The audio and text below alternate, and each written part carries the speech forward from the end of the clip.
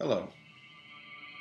I was just thinking today how wonderful it is to be planning a church and to be a Christian today. With all the technology and all the great things that we have. We're moving at the speed of light. I can talk to you in a machine, send it to you.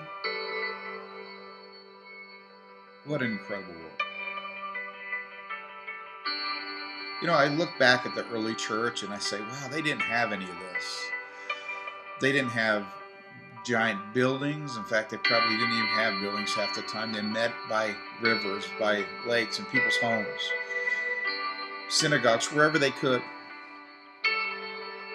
Jesus preached in fields to 5,000 people and fed them with just a few loaves and fishes. It's amazing how much technology we have, yet we are not really reaching people by the thousands as Jesus did.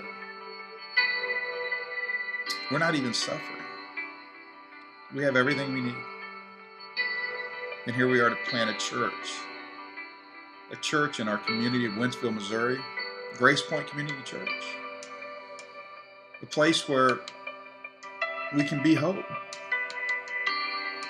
a simple community of hope. That's who we are. Our motto, our mission statement is go be hope, a community of hope. What does that mean? How does that look? We go to a building on Sunday and hear a good message, I hope, and great music and phenomenal lighting and video illustrations and great stories and jokes and just fun.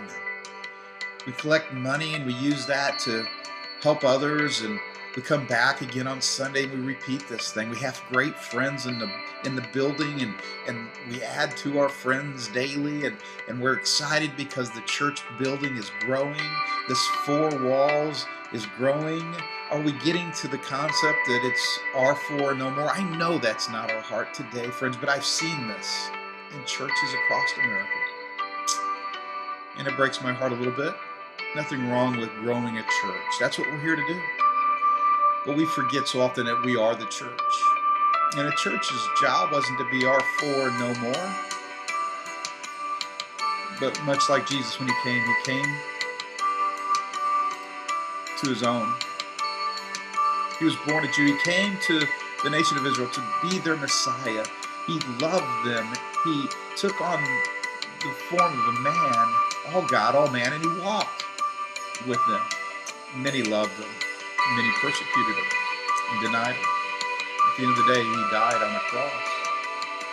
But even on the cross, he didn't want to go there. Father, if this cup could pass, he said, let it pass. He wanted them to receive him as their Messiah, willingly. But many rejected and they ended up killing him.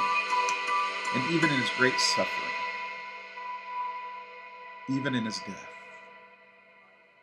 Jesus said, Father, forgive them. Not the ones that followed.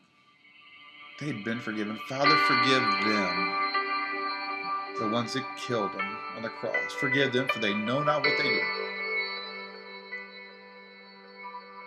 Friends, we've got to adopt the heart that there's suffering people out there who will say and do things against God and his church, who have issues and pain in their life. And our job is simply to go to that lost sheep, to continue to reach out.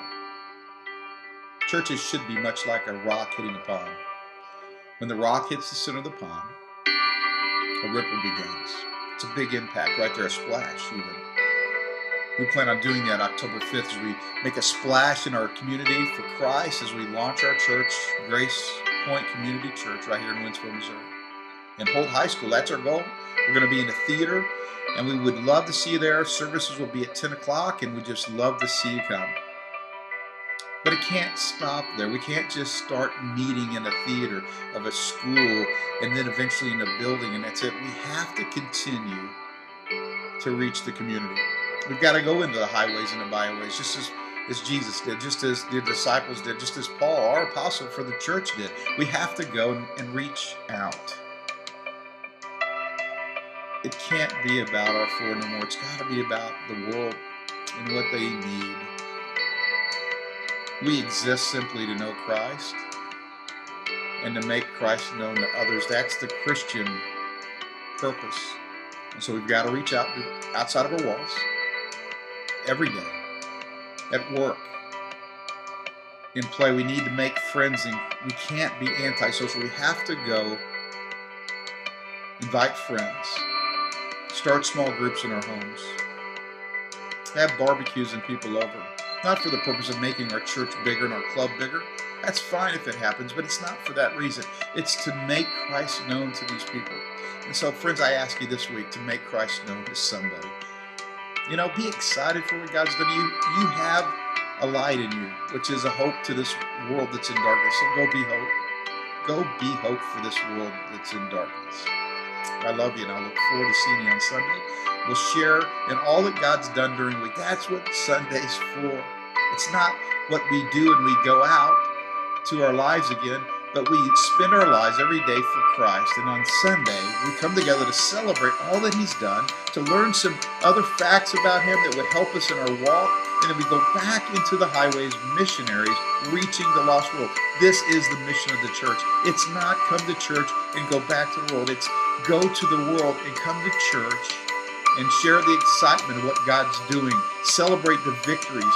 Look to the battles. Comfort those who are hurting. Feed those who need feeding. And collect us for the saints so that we can go do it all over again on Monday through Saturday. So friends, go be the church. Go be hope. Go be Grace Point Community Church right where you live. Thank you so much. You have a fantastic week. And I'll see you on Sunday.